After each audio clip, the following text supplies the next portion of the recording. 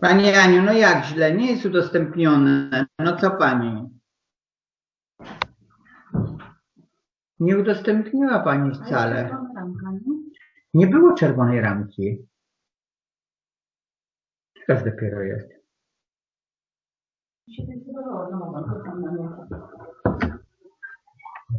Hello, here is Michał Szpindak. Can we start with the lumbosacral plexus? Yes, Professor. Oh, thanks.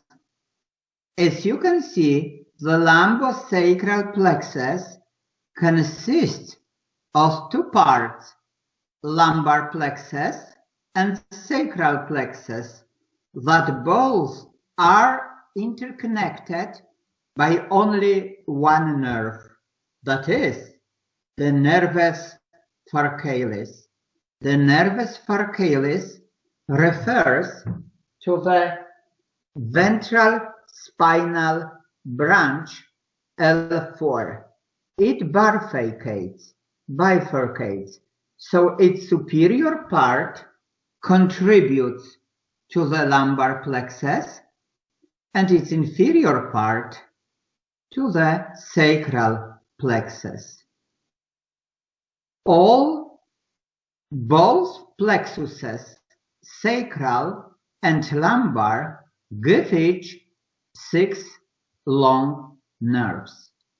Apart from this, both give off short nerve for the nearby muscles. And so the lumbar plexus gives off innominate short branches that innervate intertransverse muscles, psoas major, psoas minor, quadratus lumborum. And the sacral plexus gives off short nerves for all muscles in the pectoral girdle on which lies the sciatic nerve. So piriformis, gemellus superior, obturator internus, gemellus inferior, and quadratus femoris. All these deep gluteal muscles have double innervation, but all these muscles are innervated by both short branches of the sacral plexus and additionally by the sciatic nerve. As you can see, the lumbar plexus is composed of ventral spinal branches T12 through L4 and the sacral plexus through L4 and C4. Here should be C4, S4 instead of coccygeal 1. So S4. And just here, this drawing is familiar to you. So here we can see the arrangement of the lumbar plexus, ventral spinal branches, and T12 ventral spinal branch gives off mostly the subcostal nerve and the so-called the dorsolumbar nerve that joins L1 ventral spinal nerve.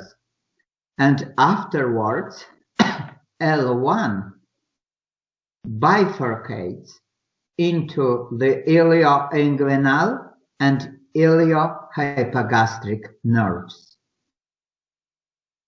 Ventral spinal branches L1 and L2 give us filaments that form the genitofemoral nerves. All remaining ventral spinal branches separate into anterior and posterior divisions. The anterior divisions of L2, L3, and 4 form the obturator nerve. So the obturator nerve is just composed of anterior divisions of L2, L3, and L4. The same neuromers that refer to posterior divisions form the femoral nerve. The femoral nerve, as you know, is the main nerve for femoral extensors. And as usual, posterior divisions always refer to extensors and anterior divisions to flexors. So the obturator nerve is composed of anterior divisions of L2, 3, and 4 because adductor muscles are derived from flexors, except for the ischiocondylar part of the adductor magnus. Apart from this, the posterior division gives us the lateral femoral cutaneous nerves from posterior divisions of L2 and L3. And in some individuals, we have the accessory obturator nerve. That's like the obturator nerves is from anterior divisions L3 and L4. The accessory obturator nerve, if present, innervates the pectineus muscle. So the sacral plexus is much more sophisticated, but still arranged in a similar manner. So here you can see ventral spinal branch L4 that splits. It's called the Farcalis nerves because it gives us the superior branch to the lumbar plexus, and the inferior branch splits into anterior and posterior divisions. Everything marked in red refers to the anterior division. So you can see that L4 is split into anterior and posterior. And the same refers to L5, S1, S2, S3. So which nerve in the lower limb innervates flexors? So the posterior aspect of the thigh, leg, and the planta. It refers to the tibial nerve. This means that the tibial nerve must be composed of anterior divisions, and the tibial nerve includes the anterior divisions of the following nerves from L4 to S S3. All this, its roots are from anterior divisions. So the tibial nerve has 5 roots from anterior divisions of L4, L5, S1, S2, and S3. 5 roots. Apart from this, the anterior division refers to the nerve to quadratus femoris muscle. Nerve to quadratus femoris muscle at the same time innervates the gemellus inferior. The two muscles are the lowermost deep gluteal muscles. So gemellus inferior and just below it the quadratus femoris. And these two muscles are innervated by the nerve to quadratus. It's enough. Nerve to quadratus, or more precisely, nerve to quadratus femoris and gemellus inferior. It's taken from anterior divisions of L4, L5, and S1 as well. So L4, L5, and S1. S1, so here, S1. It has 3 roots. Another nerve to obturator internus and gemellus superior is just 1 level lower. It has 3 roots as well, but 1 level lower. So L5, S1, and S2. Apart from this, so only apart from this, maybe from anterior division is taken the pudendus nerve as well. Anterior divisions of S2, S3, and S4. 3 roots. So how many nerves are composed of anterior divisions? The tibial nerve with its 5 roots, and all remaining 3 have each 3 roots. Quadratus, nerve to quadratus and gemellus inferior, nerve to obturatus and gemellus superior, and pudendus. Each has 3 roots. In the lower limb, extensors are positioned in front.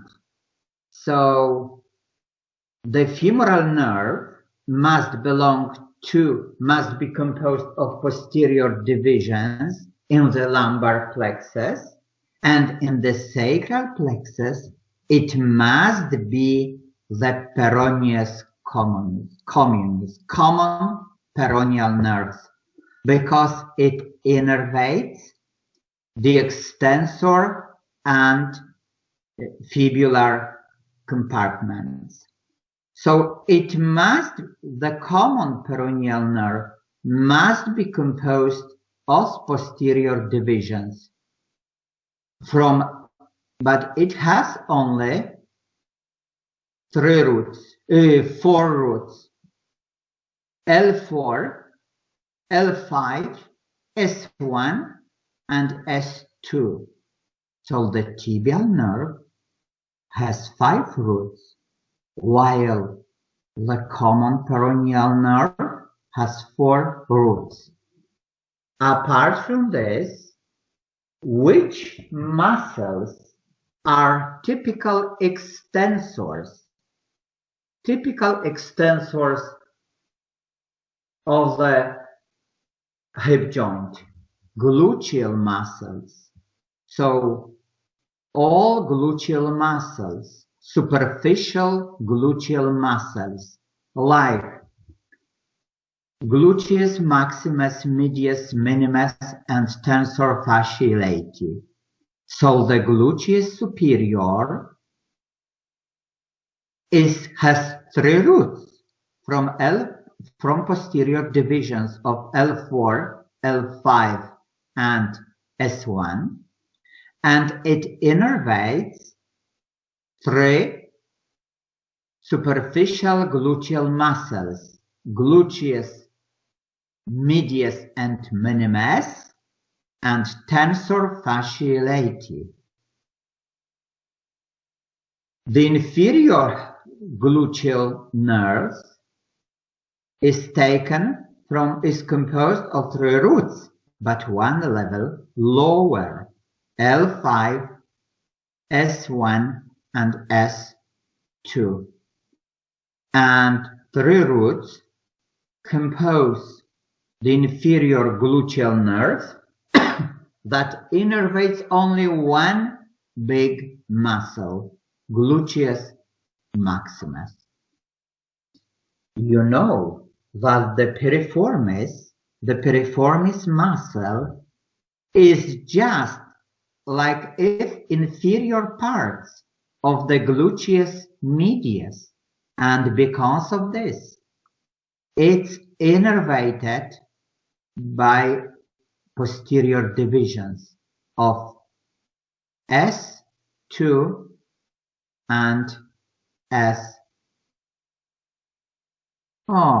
here it's wrong. S2 and S1 should be S1, S2, piriformis. Apart from this, the posterior femoral cutaneous nerve is derived from both anterior and posterior divisions. So the posterior femoral cutaneous nerve is the only nerve in the whole lumbosacral plexus derived of both posterior and anterior divisions. Because it's composed of posterior divisions of S1 and S2 and anterior divisions of S2 and S3.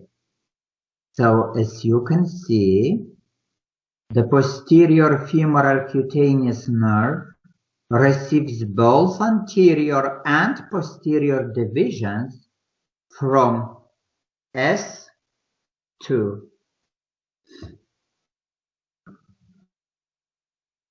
The superior gluteal nerve has the same neuromers like the nerve to quadratus femoris, and the inferior gluteal nerve has the same neuromers like the nerve to obturator internus.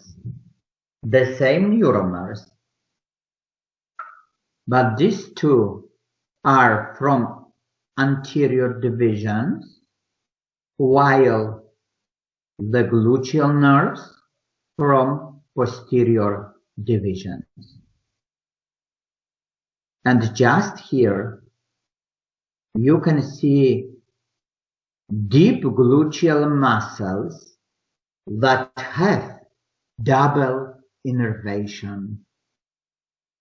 They are innervated by short branches of the sacral plexus and at the same time are innervated by the sciatic nerve. So short branches of the sacral plexus innervate all deep gluteal musculature. What's the main difference in the course of long nerves from the lumbar and sacral plexuses. As you can see, all nerves of the sacral plexus pass posteriorly behind, they exit the pelvic cavity posteriorly. Because of this, all long nerves of the sacral plexus are called retropelvic nerves, because all emerge on the posterior aspect of the pelvis. Contrariwise, 5 out of 6 long nerves in the lumbar plexus emerge in front of the pelvis. So they are called prepelvic nerves. They do not pass through the true pelvis, with one exception. The only nerve of the lumbar plexus to pass the true pelvis is the obturator nerve. Because of this, it's called the intrapelvic nerve. While passing through the true pelvis, it innervates nothing. Its innervation refers to the lower limb.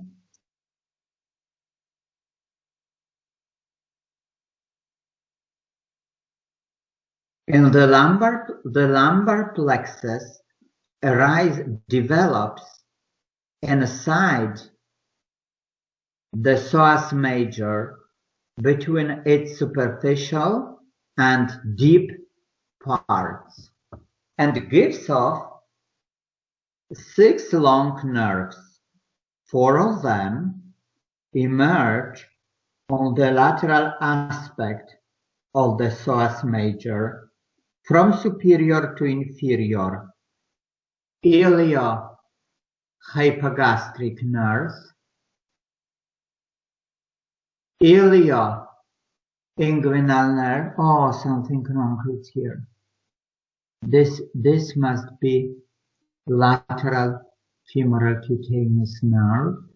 So ilioinguinal nerve, and one nerve is absent here.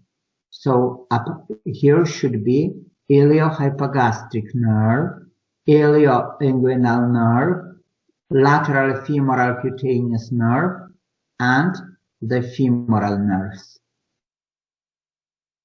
On the medial border of the psoas major emerges only one nerve, that is, the obturator. It passes nearly vertically to the true pelvis.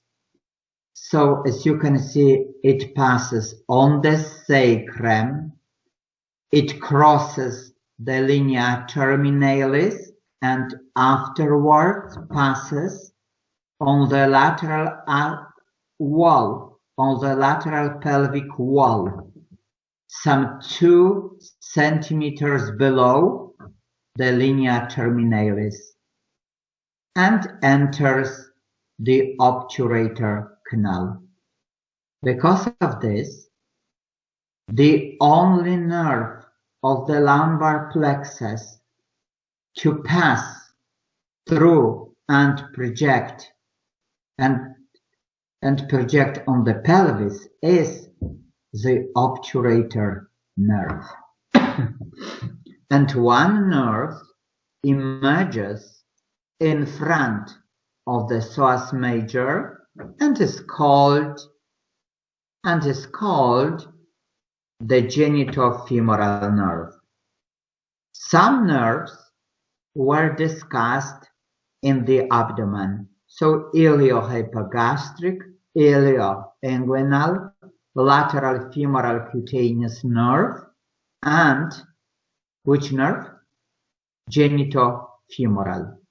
So we should now concentrate on the two greater nerves of the lumbar plexus.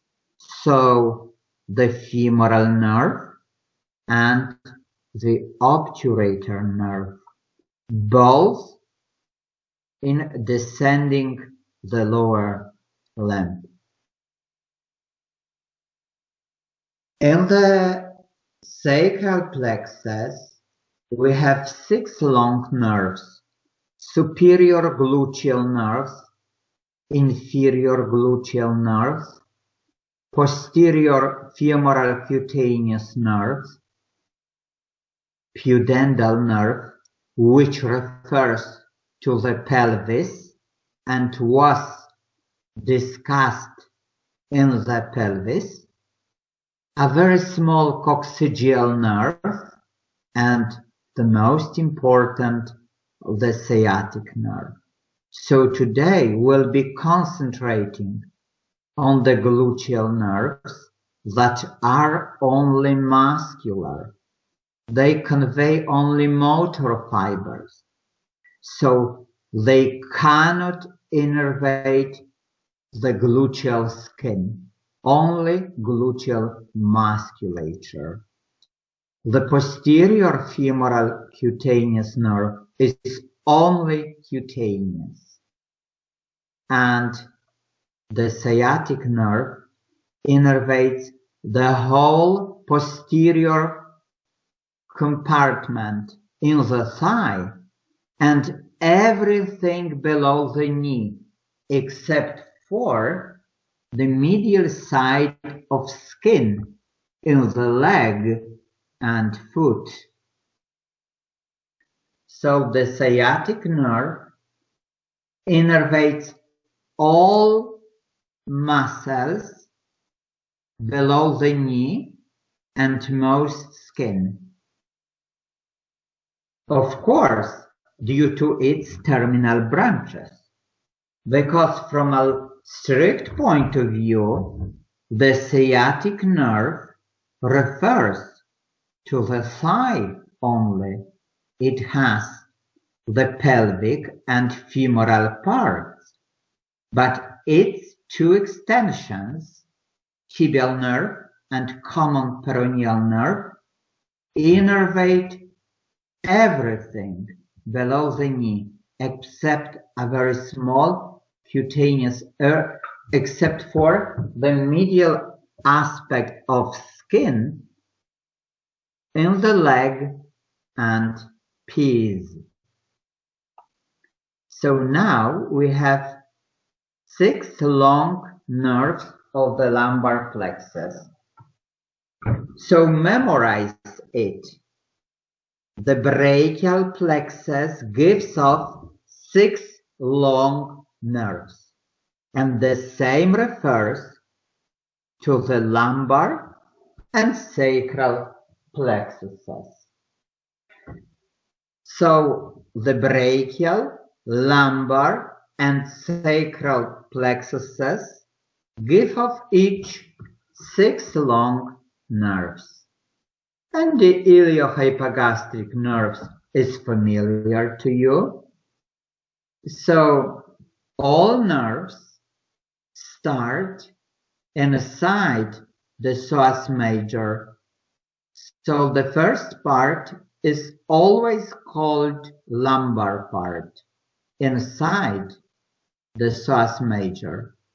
The second part is visible here, so it passes on the posterior abdominal wall in front of the quadratus lumborum, afterwards on the aponeurosis of transversus abdominis, and afterwards it perforates the transversus abdominis and passes between transversus and internis, and afterwards it perforates internis by passing between external oblique and internal oblique. A completely similar course refers to the next one, ilioinguinal nerve. But the ilioinguinal nerve passes somewhat lower, but still it arches below the iliohypogastric nerve in the same manner. But what's the main difference? Both imitate inferior intercostal nerve, and the hypogastric nerve gives off lateral cutaneous nerve and anterior cutaneous nerve. And the ilioinguinal nerve does not give off the lateral cutaneous branch. It's just an exception. It gives off the anterior cutaneous branch, the ilioinguinal nerve, which is called anterior labial or scrotal nerves. So memorize it. Both the iliohypogastric and ilioinguinal nerves give off anterior cutaneous branches. Referring to the ilioinguinal nerve, the anterior cutaneous branch has a special name. So it's called anterior scrotal or anterior labial branches. The ilioinguinal nerve does not give off the lateral cutaneous nerve because it arches below the iliohypogastric nerve. It must enter the inguinal canal. So it traverses the inguinal canal, ilioinguinal nerve. Because of this, it's called inguinal, ilioinguinal. Inguinal refers to its course through the inguinal canal. And so you can see the same. It passes somewhat lower to the iliohypogastric nerve, so enters the inguinal canal, ending in anterior scrotal or labial nerves. Now the genitofemoral nerve is the only nerve of the lumbar plexus to emerge from the anterior border, from the anterior surface of the psoas major. It separates into genital branch, that's medial, and enter the inguinal canal, and lateral femoral branch. The lateral femoral cutaneous nerve, after exiting the psoas major, it projects on the iliacus. So it passes just below the iliacus and usually perforates the inguinal ligament just close to the anterior superior iliac spine. If not, it passes somewhat below the inguinal ligament, so through the lacuna musculorum. Lacuna means gap for muscles. Lacuna musculorum. And it splits into anterior and posterior branches. Both supply the thigh on the lateral aspect. And now we'll be concentrating on the femoral nerve. It's the longest nerve of the lumbar plexus. How many parts can we distinguish in it according to its course?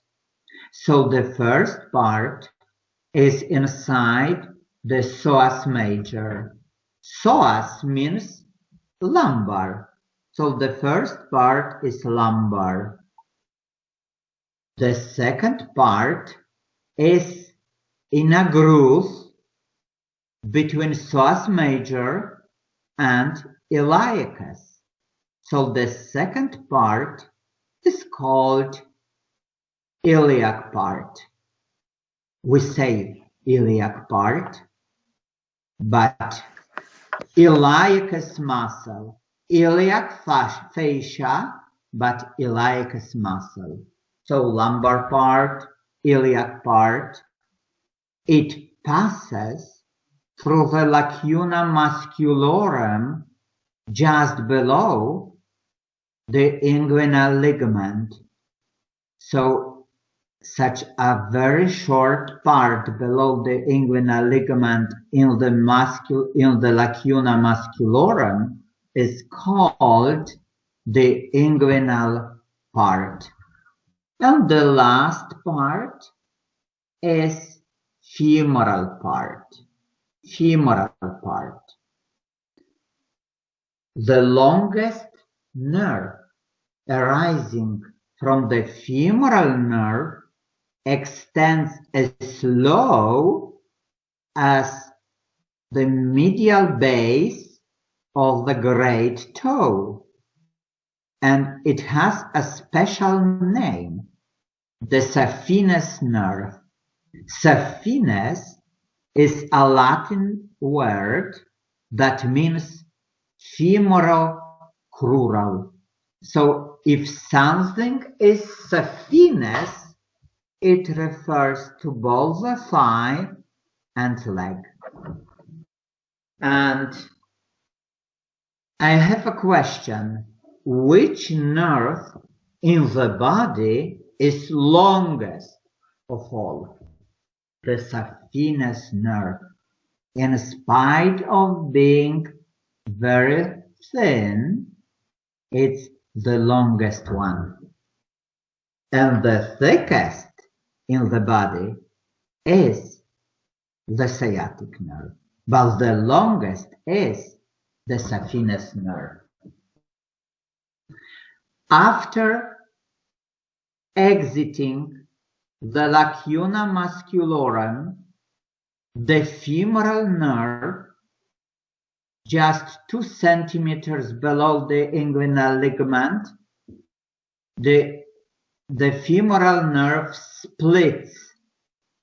It looks like a broom having superficial and deep branches just below the inguinal ligament. But you should remember that even superficial branches are still deep in position because they underlies the fasciality. So the femoral everywhere here,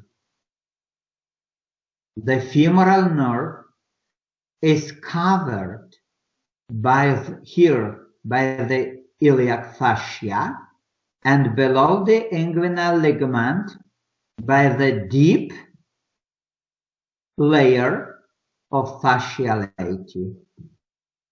Because of this, even superficial branches of it pass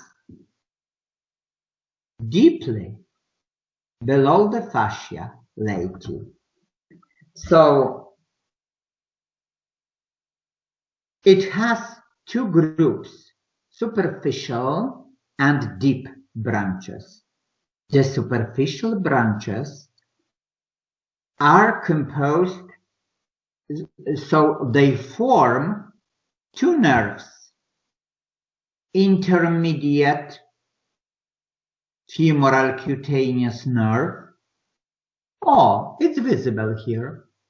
Intermediate femoral cutaneous nerve that perforates the faciality at the very beginning, so in the superior 1/4 of the thigh. And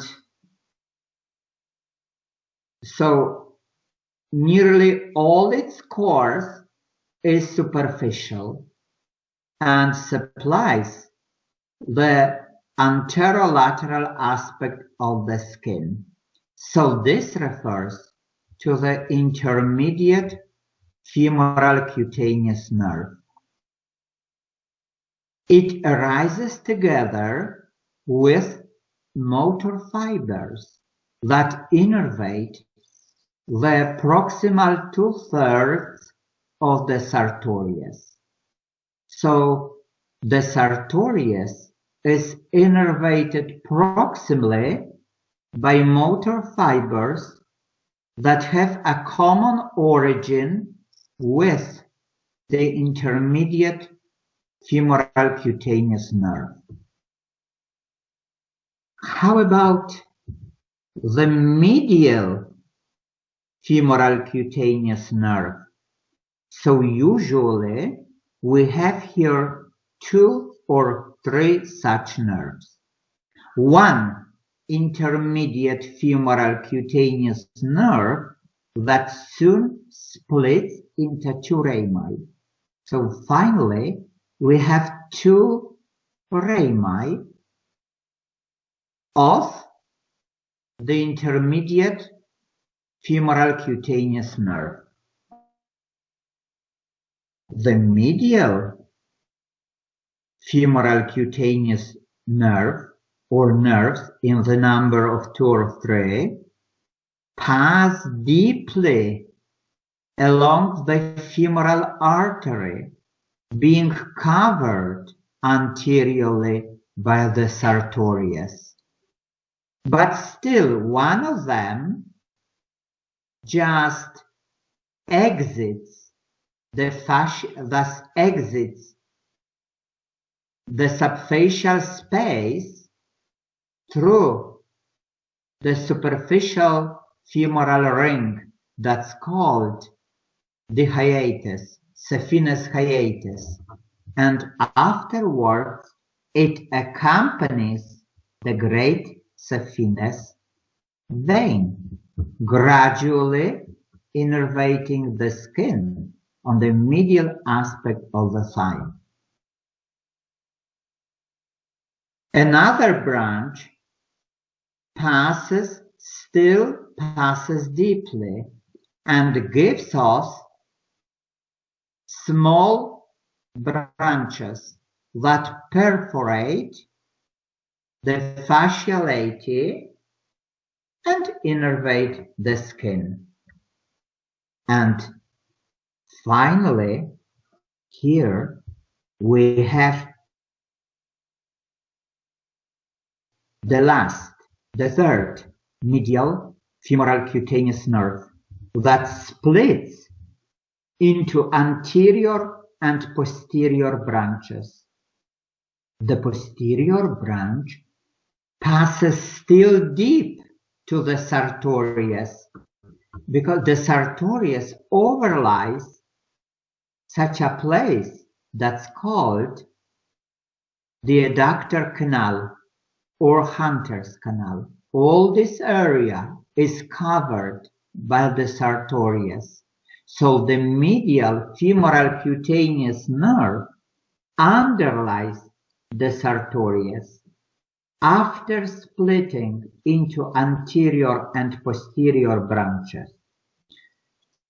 The anterior branch just perforates the fasciality and innervates skin as low as the patella.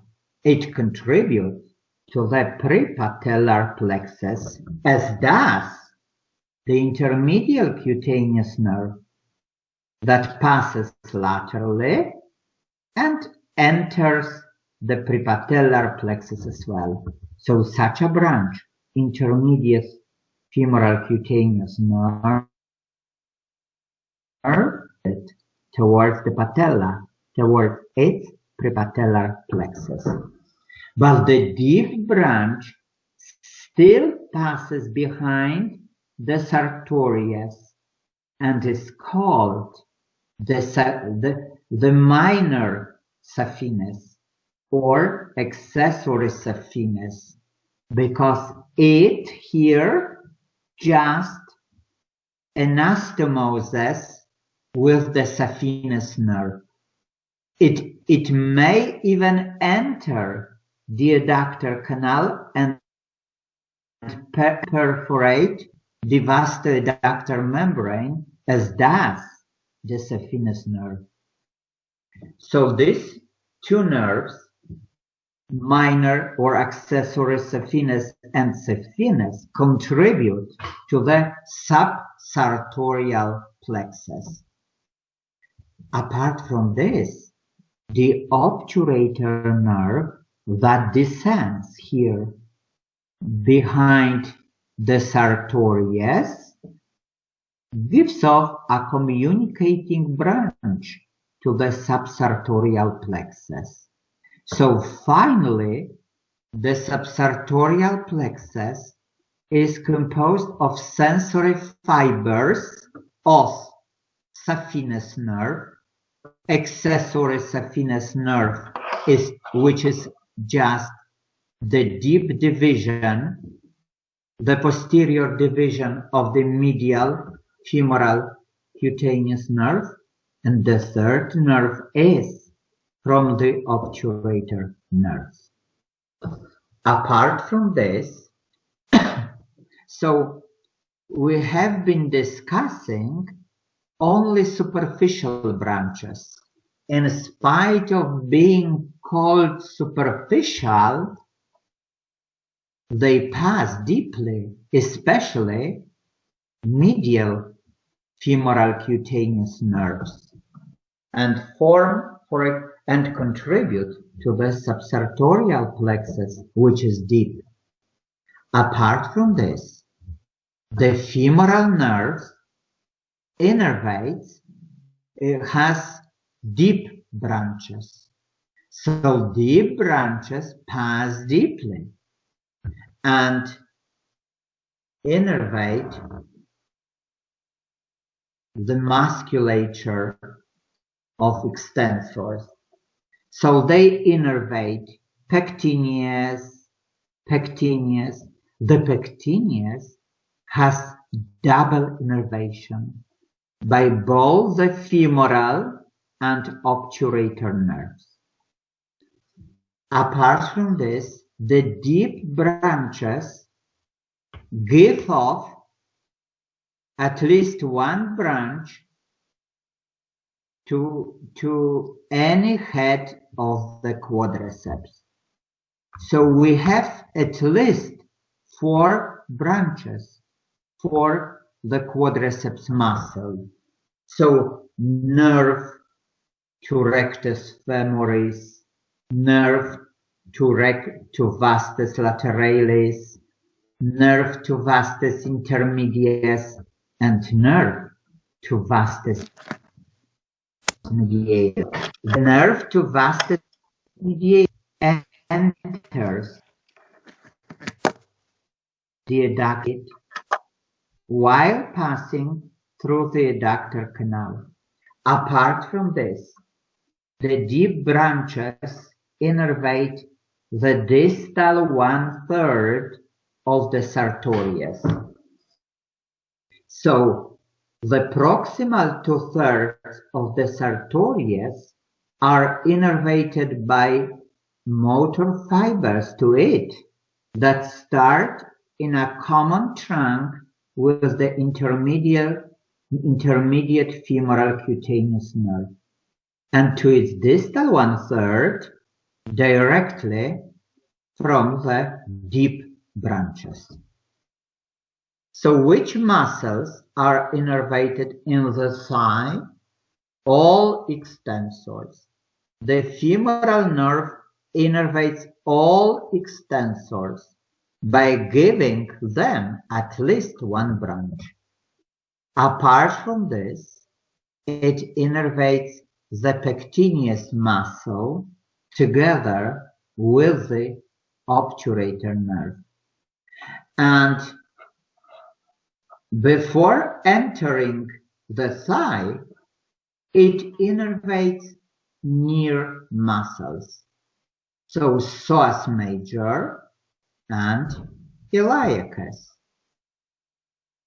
So all these muscles, iliacus, psoas major, the psoas major is apart from the femoral nerve, innervated by short nerves of the lumbar plexus. And all extensors, so sartorius and quadriceps femoris. The nerve to vastus medialis and enters the adductor canal, so it's very important. And just in the middle of it, it gives off a branch to the vastus medialis, because the vastus medialis is just the lateral boundary, the lateral wall of the adductor canal. It is in the vicinity, and so it's innervated. And nerve to vastus lateralis is longest and passes together with vessels. So it's accompanied by the descending branch of the lateral circumflex femoral artery.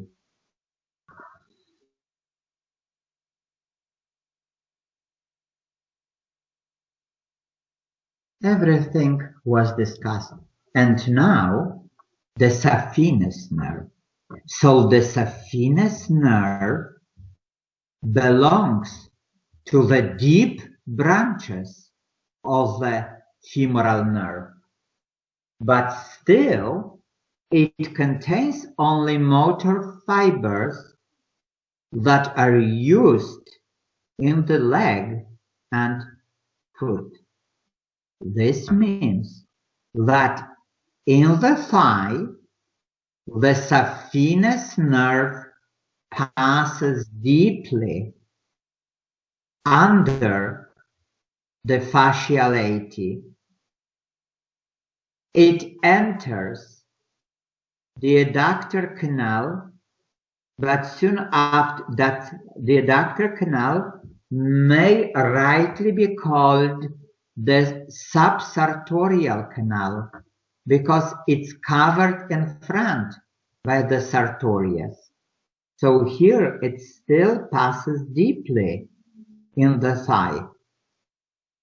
Afterwards, it's invisible here because it passes behind the medial condyle, behind the medial femoral condyle, and just at the level in the leg, at the level of the tibial tuberosity, it becomes superficial by perforating the crural fascia, and it descends down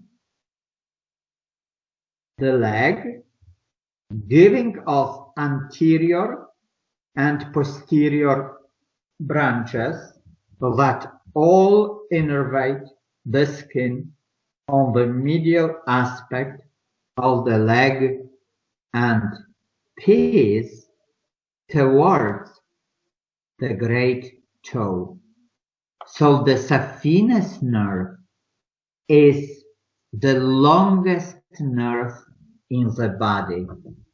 In spite of having only cutaneous fibers, it belongs to the deep branches of the femoral nerve division, because throughout the thigh it passes deeply. Together, it's accompanied by femoral vessels in the thigh. It even enters the adductor canal like do femoral vessels, but the adductor canal transmits the femoral vessels into the popliteal fossa, and the saphenous nerve is not interested in it. It lifts the it perforates the anterior wall of the femoral canal, of the adductor canal, and the anterior wall is called the vastoadductor membrane. Vastoadductor, because it joins the vastus medialis with adductor magnus.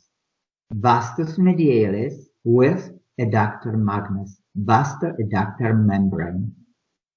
And the saphenous is accompanied by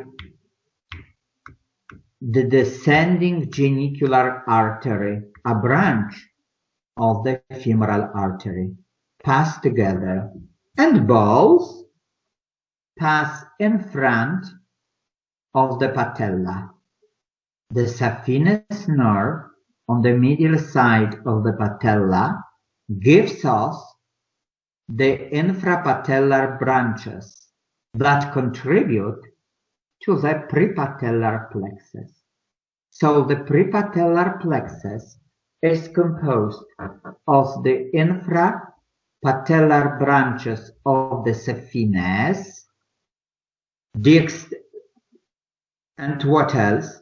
The ending of the lateral, of the intermediate femoral cutaneous nerve, and the anterior division of the medial femoral cutaneous nerve. So the prepatellar plexus is completely composed of the sensory fibers of the femoral nerve.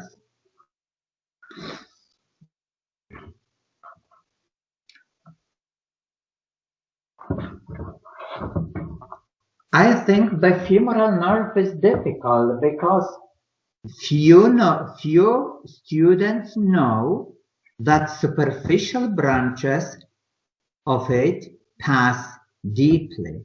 If we say superficial, something that they pass over the fascia, but here they pass for a long time through just under the fascia latae. So the medial aspect of the leg and foot is innervated by the saphenous nerve of the lumbar plexus. Everything else, so all the remaining skin and all muscles below the knee, are completely innervated by the sacral plexus, precisely by the sciatic nerve. And the obturator nerve just is derived from anterior divisions of L2, L3, and L4.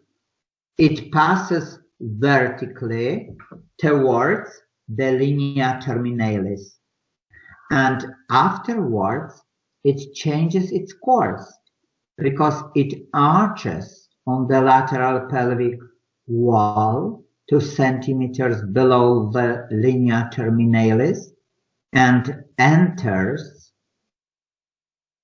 the obturator canal. Because of this, it's the only nerve of the lumbar plexus to traverse the true pelvis. It's called intrapelvic nerve, but it does nothing. It only passes without supplying any muscles in the pelvis.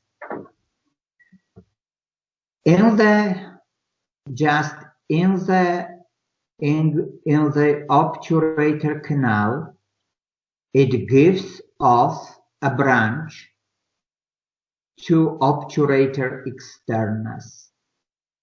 So the obturator externus is innervated by a branch that arises within the obturator canal. After exiting the obturator canal, it lies on the external surface of the obturator externus, and the posterior branch usually perforates it and passes on its posterior surface. If not, we have two branches, anterior and posterior, of the obturator nerve on the exterior of the obturator externus. You know that the adductor muscles are arranged in 3 layers: superficial, middle, and posterior. And the obturator nerve must innervate all 3 groups. Because of this, it straddles the superior border of the pectineus muscle, not pectineus. It must straddle the middle layer composed of adductor brevis. Because of this, the anterior branch passes on the anterior surface of the adductor brevis, while the posterior branch behind it. And while passing between anterior and middle layers of adductors, it innervates 2 layers. So it gives us nerve to pectineus, nerve to adductor longus, and just here on the inferior border of adductor longus, it gives off a branch to the gracilis. So it innervates the whole superficial and middle layers of adductors. In the superficial layer, we have 3 muscles: superficial, pectineus, adductor longus, and gracilis. So it innervates all these 3 muscles, but memorize that the pectineus is, apart from this, innervated by the femoral nerve as well. And it innervates the middle layer, so adductor brevis. Apart from this, just here, it gives off, it appears, the anterior branch ends on the inferior border of the gracilis, of the adductor longus, and here it gives us the cutaneous branch. The cutaneous branch perforates the fascia lati and innervates skin, a small area over it in the vicinity. Apart from this, it gives off a communicating branch to the subsartorial plexus on the posterior aspect of the sartorius, because all this area is covered, is crossed in front by the sartorius. How about the posterior branch? the posterior branch passes behind the adductor brevis and adductor magnus and innervates both muscles except for the vertical part of the adductor magnus that extends between the ischial tuberosity and the adductor tubercle. Such a part is called ischiocondylar part. So the ischiocondylar part is a derivative of flexors. So it's innervated by the tibial nerve. So, or tibial component of the sciatic nerve. So this means that two adductors have double innervation, pectineus by obturator and femoral nerves, and the adductor magnus by obturator and sciatic nerves. All remaining adductors are all innervated by the obturator nerve, and each muscle receives at least one branch, as usual.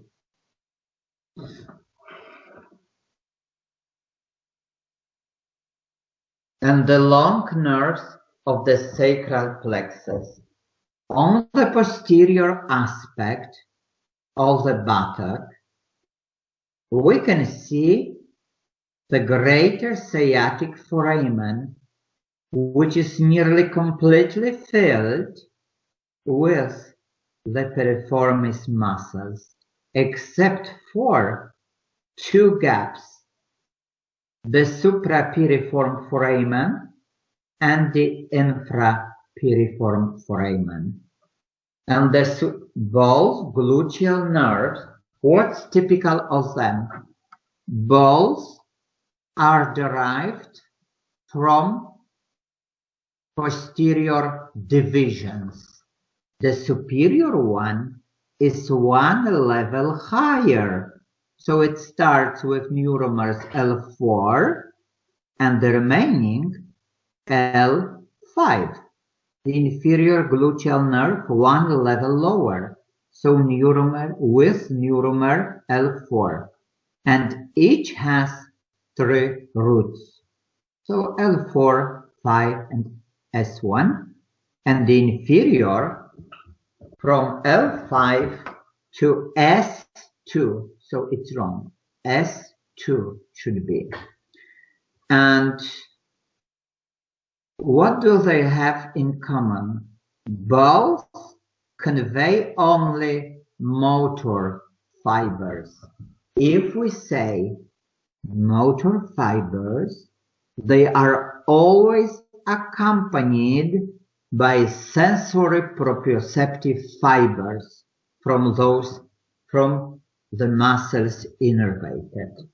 So even if we say pure motor fibers, we still mean that it, apart from motor fibers, it conveys proprioceptive sensory fibers from the muscles innervated.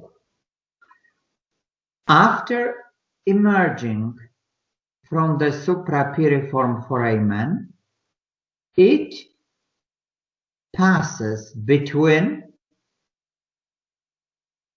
the gluteus minimus and gluteus medius, and it passes together with the superior branch of the superior gluteal artery.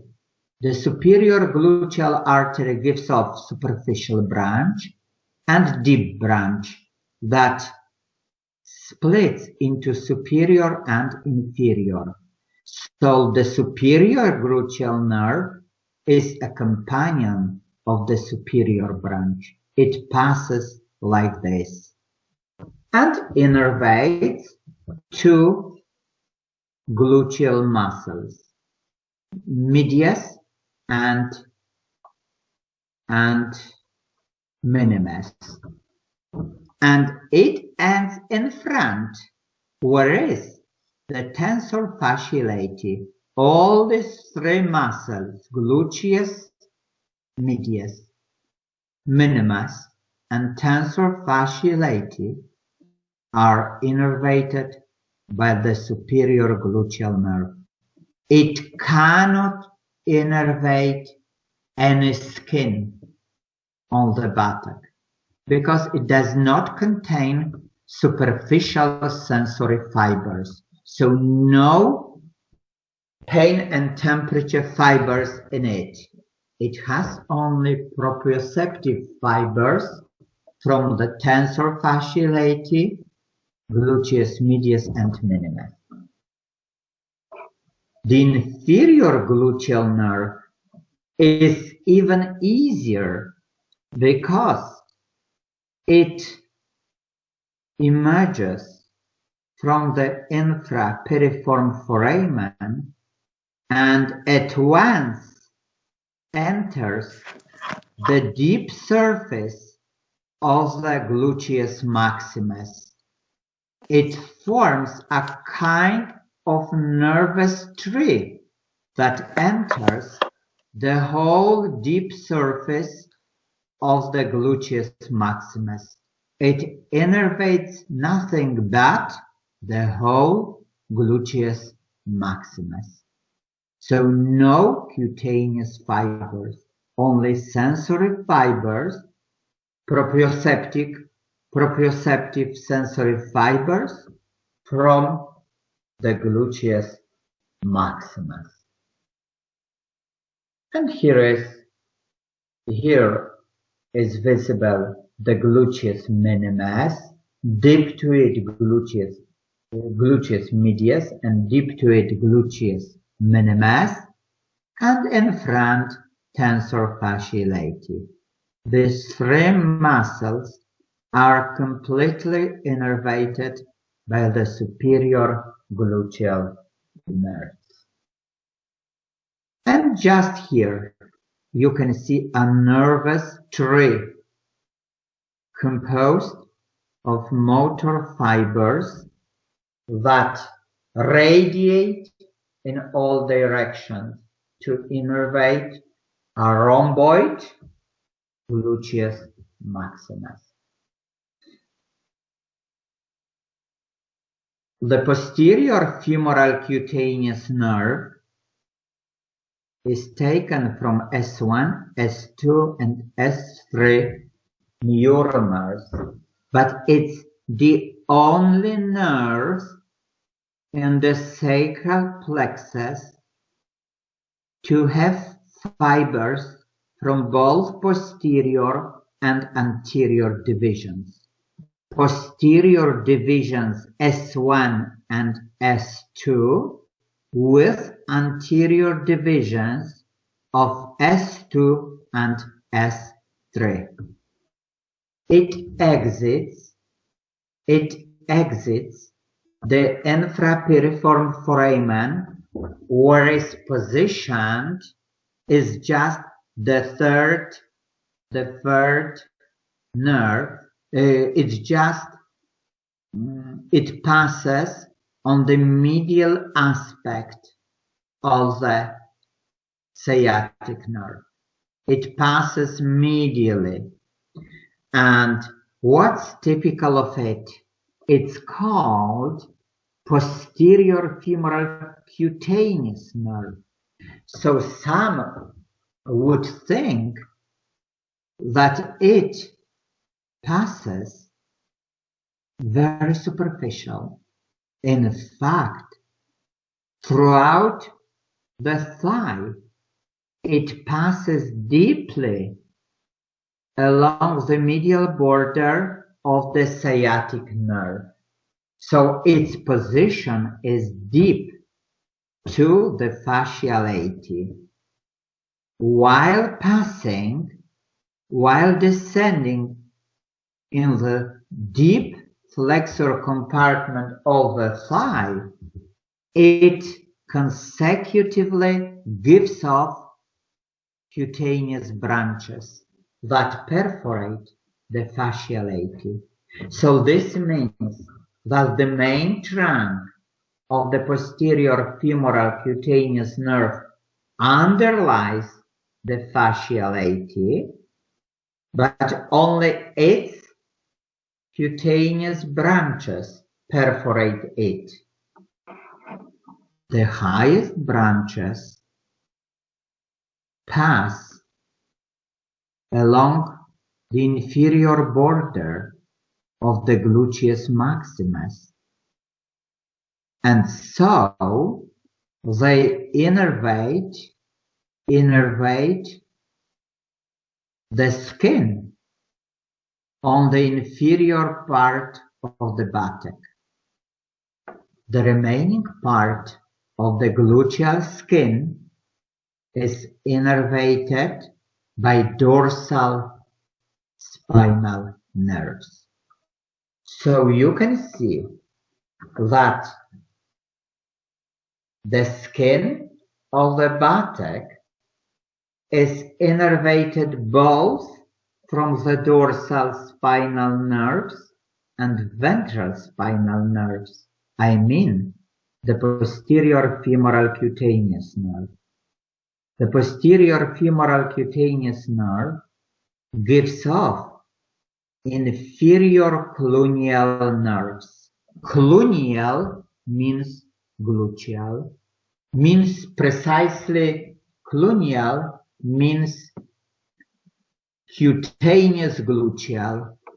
So it substitutes two words. If we say cluneal, this means gluteal superficial, so gluteal cutaneous. The inferior 1/3 of gluteal skin is innervated by the inferior cluneal nerves from the posterior femoral cutaneous nerve. The middle 1/3 by the middle cluneal nerves from sacral dorsal branches, and the superior skin of the buttock is innervated by the superior cluneal nerves from lumbar dorsal branches. So the buttock is just at the boundary between dorsal and ventral innervations. The superior and middle part are in the vicinity of the dorsum of the back, so have the same innervation from dorsal branches. And the skin on the inferior 1/3 of the buttock is a neighbor of the posterior femoral aspect, and so both have the same innervation from the posterior femoral cutaneous nerve.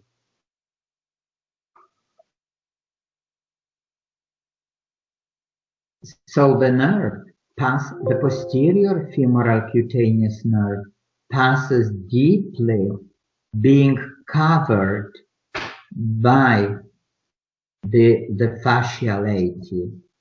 And so the main trunk is deep.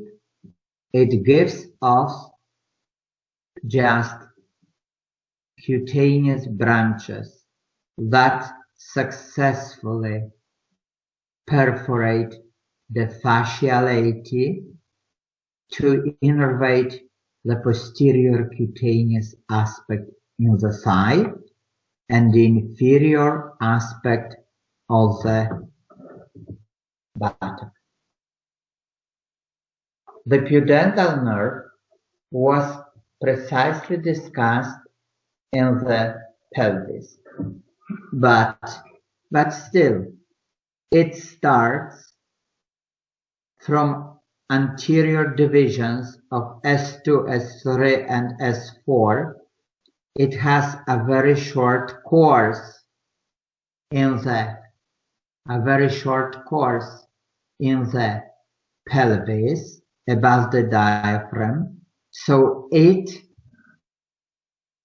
emigrates from it. It exits the infrapiriform foramen. Afterwards, it surrounds the ischial spine posteriorly and enters the lesser sciatic foramen below the pelvic diaphragm, because it passes, and afterwards it passes on the lateral wall of the ischioanal fossa through the pudendal canal of Alcock and enters the penis or clitoris.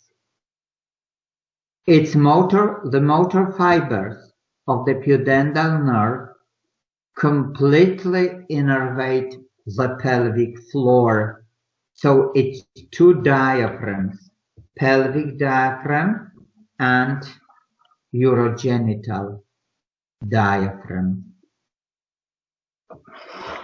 While exiting the infrapiriform foramen, it's just the most medial, its position is medialmost, just close to the ischial spine. It gives off, the pudendal nerve gives off very long perineal nerves. The perineal nerves pass superficially just below, just in the superficial perineal pouch, and innervate skin, perineal skin, ending in posterior scrotal or posterior labial nerves. The coccygeal nerve is very short. It only innervates the coccygeus muscle that belongs to the pelvic diaphragm. And so it co-innervates together with the pudendal nerve. And the sciatic nerve is the thickest nerve in the body, with its transverse diameter of 2 centimeters. Its course is limited to the pelvis and the thigh, but its extensions innervate everything below the knee. So at the very beginning, it exits the infrapiriform foramen, whereas the most lateral structure in it, the most medial is pudendal nerve, and the most lateral is the sciatic nerve. Because it's very thick, it has its own artery. This artery is called arteria comitans nervi ischiadici. It's called in Latin. Concomitans means concomitant, accompanying, the artery accompanying the sciatic nerve. It's a branch of the inferior gluteal artery. In the embryo, the main artery for the whole lower limb used to be the sciatic artery, but it disappeared during embryogenesis, and in the adult we have only its 3 remnants. inferior gluteal artery, popliteal artery, and peroneal artery. All these three are derivatives of the embryonic sciatic artery. In some adults, it's still present, the sciatic artery. And it's very bad for such a person because it has numerous aneurysms. It's unusual, so it's aneurysmatic. And from the very beginning, the sciatic nerve consists of two completely different parts that only have a common covering. So the sciatic nerve has two parts, the tibial component, which is more medial and bigger, and the lateral component. The lateral is peroneal component or fibular component. And the fibular component innervates only the short head of biceps femoris. Fibular component. Everything else is innervated by the tibial component, including deep gluteal musculature, long head of biceps, semitendinosus, semimembranosus, and the ischiocondylar part of adductor magnus. The sciatic nerve innervates only muscles, so no skin. So in spite of being very thick, it's a very easy nerve because it innervates only all muscles among which it passes. You just hear, on exiting the infrapiriform foramen, it lies on a bone. So, because it passes on the posterior surface of the ischial body, just behind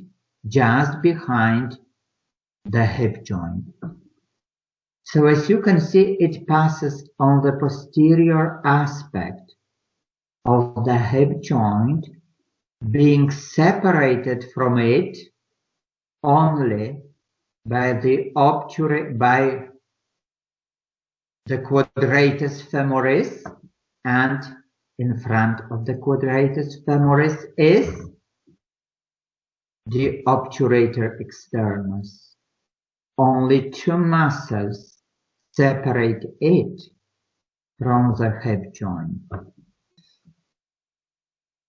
If in some pathological conditions the hip joint, the femoral hand and neck passes backwards, it may damage the sciatic nerve.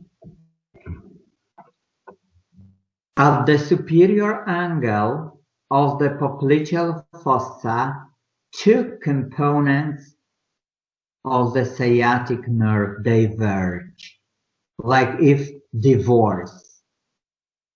So in the thigh, both components are separated from each other. Separation. And a further stage is divorce, a divorce. So both components separate from each other. The bigger medial part passes vertically and is called the tibial nerve. So the tibial nerve is a strong continuation of the like if sciatic nerve, precisely its tibial part. The very beginning of both nerves is called external division of the sciatic nerve, and the internal division refers to the whole course of the sciatic nerve. And the other branch passes posterolaterally from the superior to lateral angle of the popliteal fossa. As you can see, the tibial nerve is a companion of popliteal vessels. It crosses them posteriorly from lateral to medial. It's very important. The tibial vessels, the popliteal vessels that are continuation of the femoral vessels are crossed posteriorly by the tibial nerve. At the superior angle of popliteal fossa, the tibial nerve is lateral in position, but it changes its position. It spirals, winds, and assumes the medial position at the inferior angle of the popliteal fossa. But still, popliteal vessels, artery and vein, have a common sheath, popliteal sheath, and the tibial nerve is not included in it. Because of this, it's free and may just spiral with relation to the popliteal sheath. And here you can see that the common peroneal nerve passes from the superior to lateral angle of the popliteal fossa and directly contacts the fibular neck. And just here, in the popliteal fossa, the tibial nerve passes vertically from superior to inferior angle, and the common peroneal nerves passes more superficially and passes towards the fibular neck. And just here in the popliteal fossa, it passes on the posterior aspect of the popliteus muscle, and afterwards it enters the flexor compartment of the knee. Because of this, which muscle separates the popliteal fossa from the posterior compartment?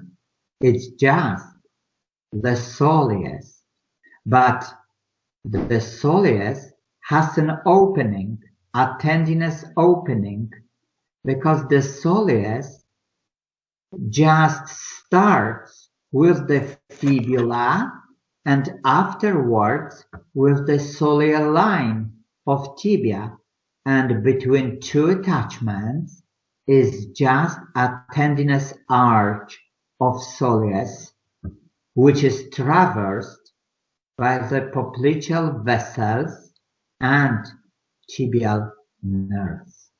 So on exiting the popliteal fossa, the tibial nerve with accompanying popliteal vessels passes through the soleal tendinous arch. What's wrong here? So here is the inferior angle of the popliteal fossa, so the nerve moves medially. Here it looks like it's always laterally in position. So it's wrong here. The tibial nerve in the inferior part of the popliteal fossa, the tibial nerve is medial in position. And before entering the flexor compartment in the leg, the tibial nerve must innervate what? It must innervate the gastrocnemius, giving at least one branch to each head. So it gives off nerve to medial head of gastrocnemius,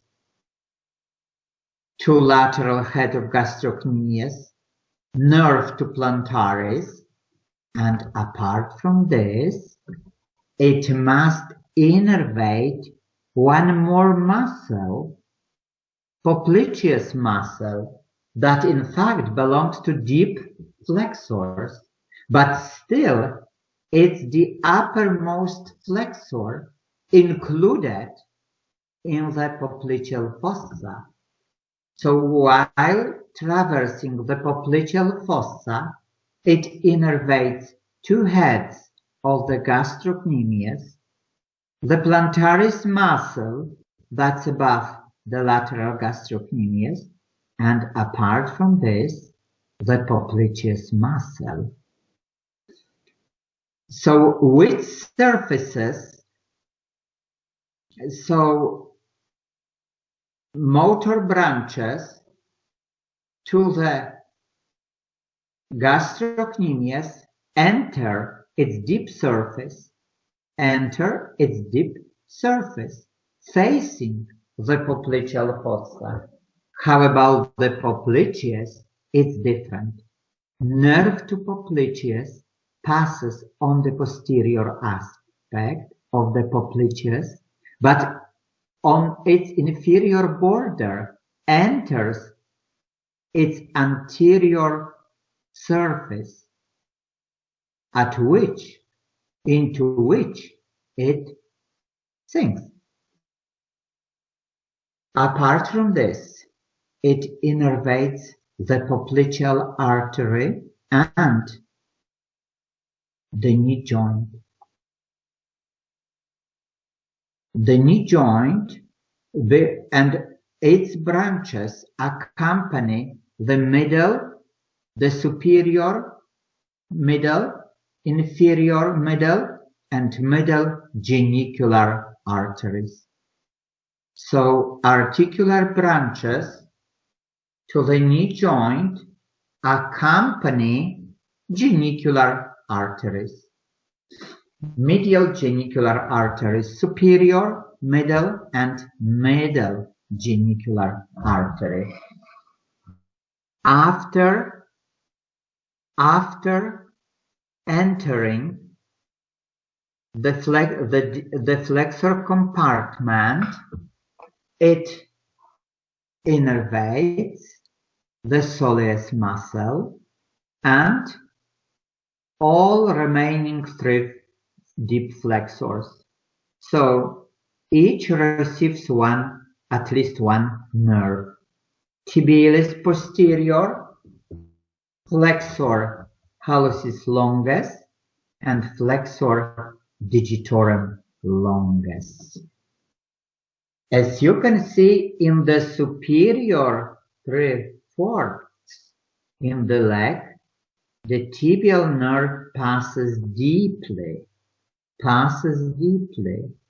Oh, here is wrong as well. The tibial nerve should be at the distal end of the femoral artery, medial in position, and the same refers to the superior 2/3, and finally in the distal 1/3 it crosses again the posterior popliteal vessels and passes laterally. But here, it's wrong. The whole course visible here is wrong. It's a wrong topography. And in the inferior 1/4, the tibial nerve becomes very superficial in position because it's covered by the crural fascia and skin and subcutaneous tissue, of course. So it passes somewhat superficial, but still deep with relation to the crural fascia. And the tibial nerve just traverses the medial malleolar canal or tarsal tunnel and enters the planta. So, in the medial malleolar canal, it splits into two plantar nerves, the larger medial and the smaller lateral, that innervate the whole planta in terms of its muscles and skin. One more thing. The very first branch of the tibial nerve starts with the popliteal fossa and conveys sensory fibers. Such a branch passes deeply between two heads of gastrocnemius and just in the distal 1/3 of the leg perforates the crural fascia and becomes superficial, and it's called the medial sural nerve. The medial sural nerve. The medial sural cutaneous nerve. It's completely different from this. And here you can see the medial malleolar canal, which will be precisely discussed next time. And here passes the tibial nerve. In the tarsal tunnel or medial malleolar canal, the tibial nerve passes behind the posterior tibial vessels and splits into two plantar nerves. The medial plantar nerve behaves like the medial nerve in the hand, and the lateral plantar nerve resembles the ulnar nerve. What does it mean? This means that the medial plantar nerve innervates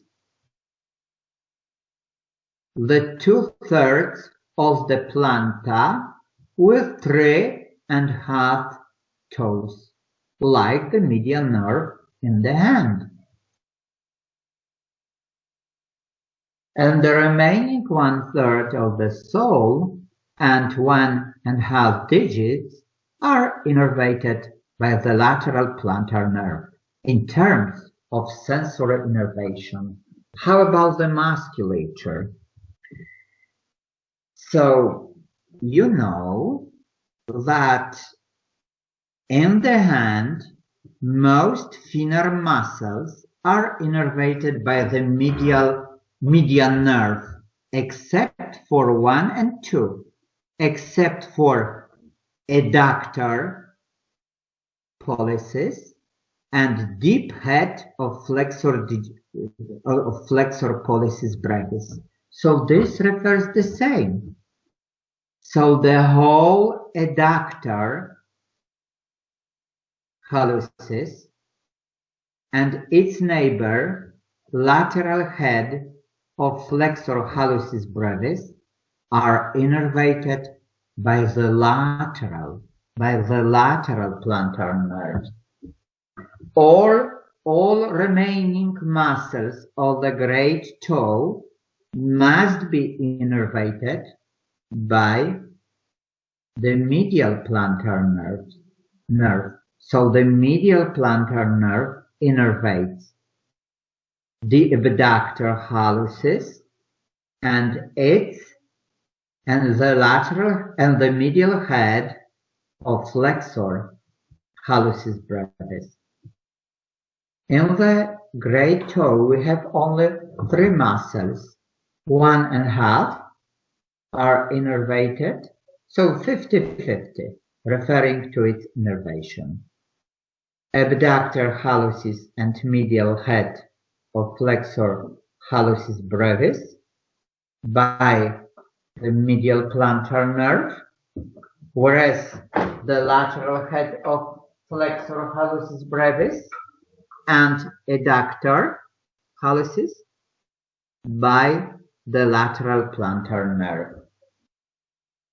As you remember, in the hand, all hypothenar muscles of little finger, are supplied by the ulnar nerve, and the same refers to the muscles of small toe.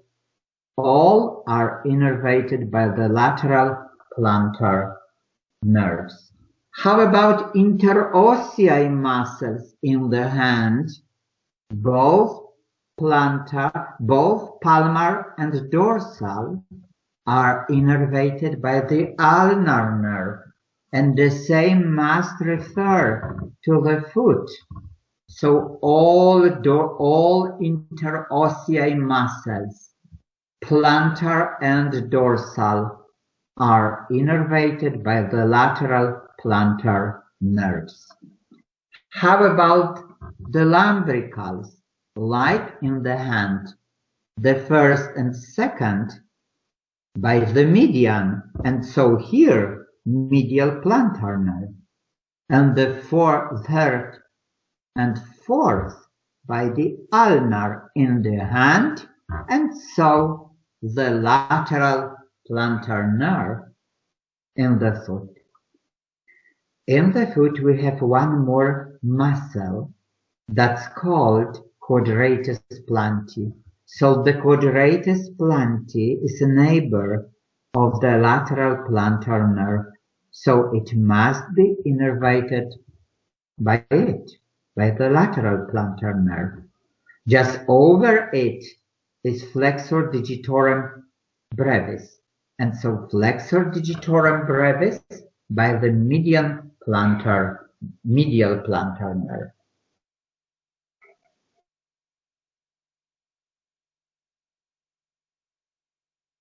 In the plantar nerves are accompanied by arteries, and so arteries are more peripheral. Nerves are flanked by 2 plantar arteries. And one difference, the medial plantar nerve is bigger than the lateral plantar nerve, but the lateral plantar artery is bigger than the medial plantar nerve. Only the lateral plantar artery is bigger, and so it forms the plantar arch. The plantar arch is positioned deeply, so it corresponds to the deep palmar arch. In the palm, we have 2 palmar arches, superficial and deep. In the foot, we have only 1 arterial arch, plantar arch, which is deep. the superficial plantar arch cannot exist. It would be compressed while standing. And the last nerve, so the second division of the sciatic nerve, which is the common peroneal nerve. If a structure in anatomy is called common, it means it will soon split. So the common peroneal nerve descends towards the fibular neck, where it is split here. Here, where is the fibular neck. And it gives off two nerves, deep peroneal nerves and superficial peroneal nerve. Oh, what's wrong here? Can you see a very big mistake? I haven't noticed it so far. The deep fibular nerve passes in front of the interosseous membrane. So how to read books effectively with so numerous mistakes? So here it's wrong. Deep fibular nerve does not enter such a foramen. This foramen in the interosseous membrane is only for anterior tibial vessels, and the deep fibular nerve passes in front of the interosseous membrane. So the superficial fibular nerve is called superficial. So it contains more cutaneous fibers than motor fibers. And the deep fibular nerve is called, so it passes deeply and conveys much more motor than sensory fibers. And that's true.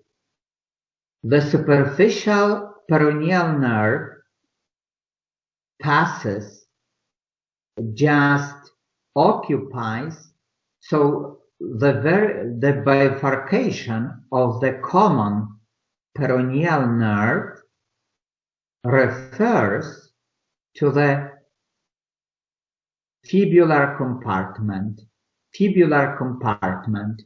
and the fibular compartment is limited in front by the anterior interosseous membrane.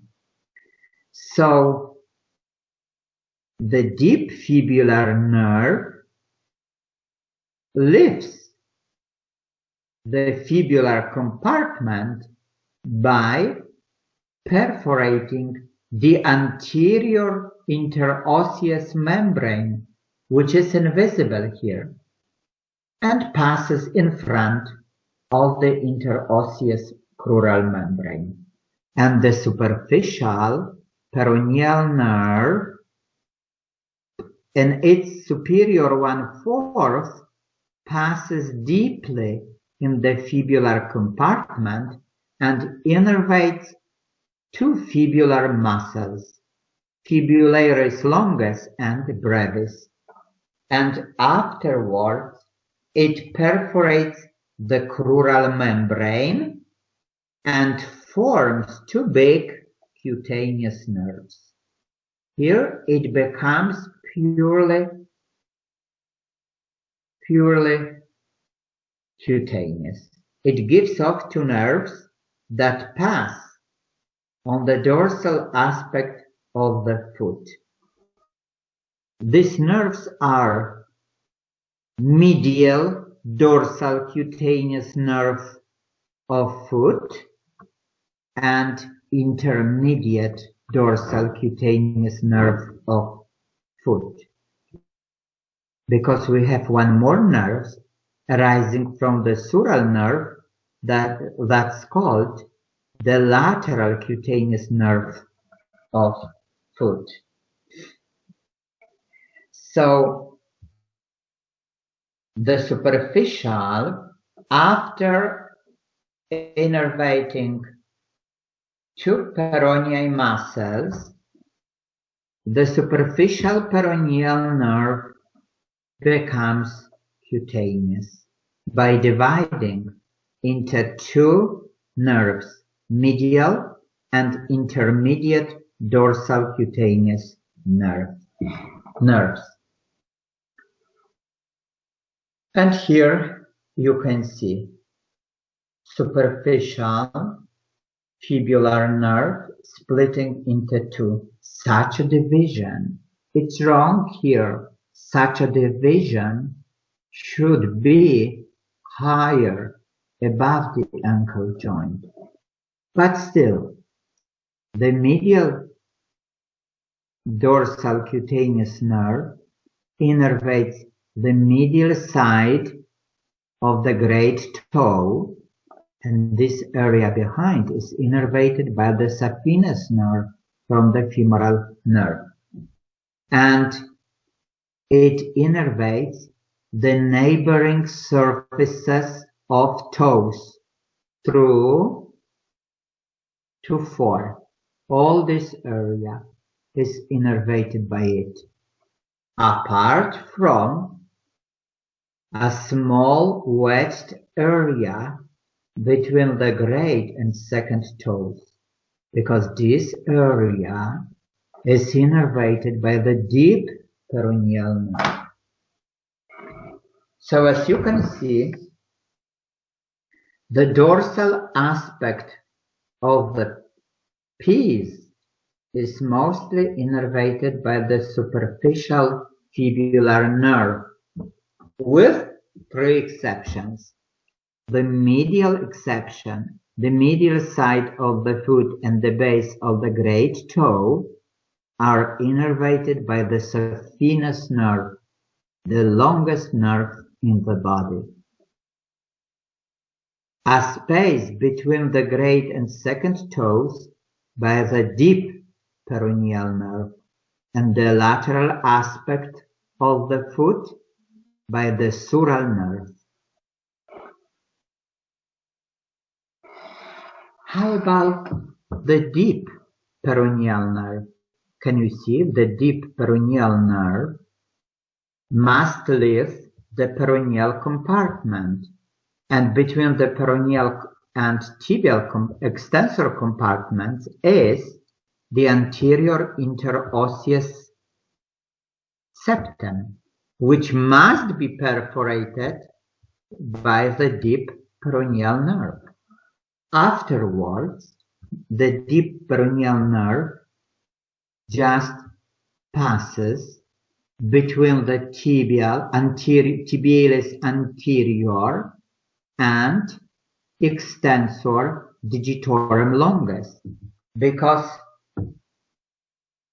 in the superior part of the leg, in the extensor compartment, we have only two muscles, tibialis anterior and extensor digitorum longus. Just in the middle, we have one more muscle, that is extensor hallucis longus. And so we have here extensor hallucis longus, and the deep peroneal nerve superiorly passes between tibialis anterior and extensor digitorum longus, and afterwards it passes here between extensor digitorum longus and extensor hallucis longus. So here, both artery, anterior tibial vessels, and the deep branch pass together, but both should be moved more laterally. they project pars between extensor digitorum longus and extensor hallucis longus, and afterwards pass deeply to the tendon of extensor digitorum longus, and the ending of the peroneus longus splits into two cutaneous branches for adjacent surfaces of the great and second toes, while passing among three,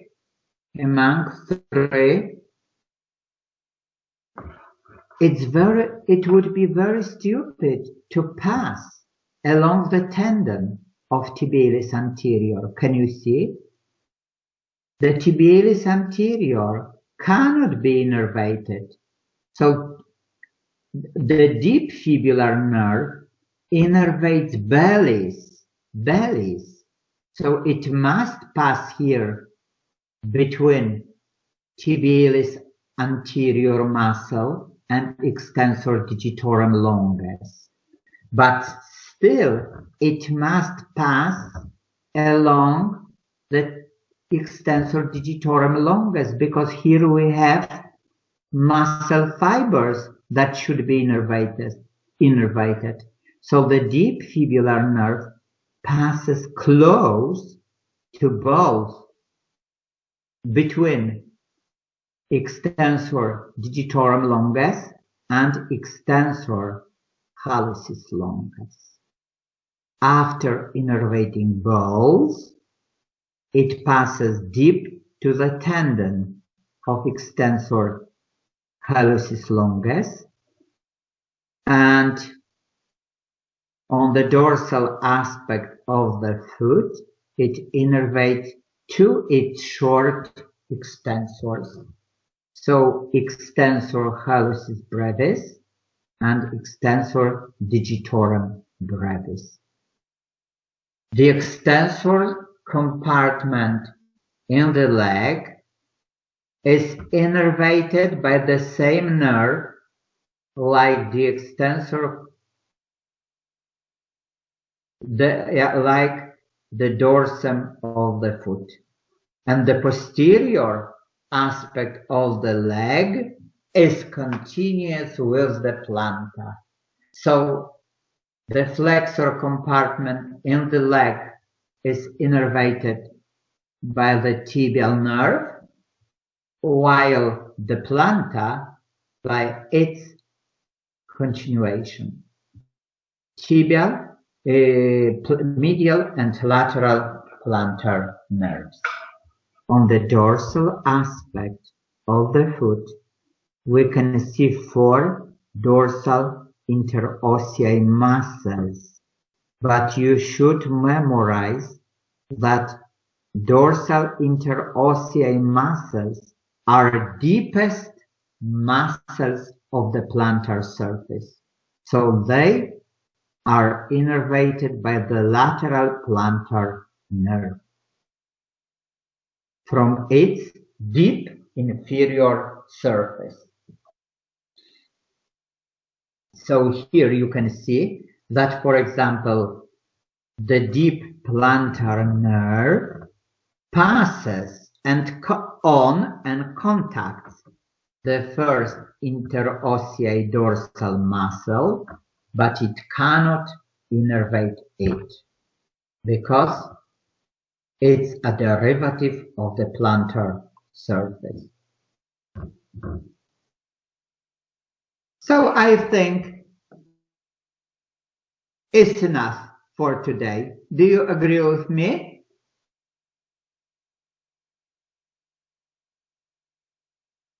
Is the lumbosacral plexus difficult or easy?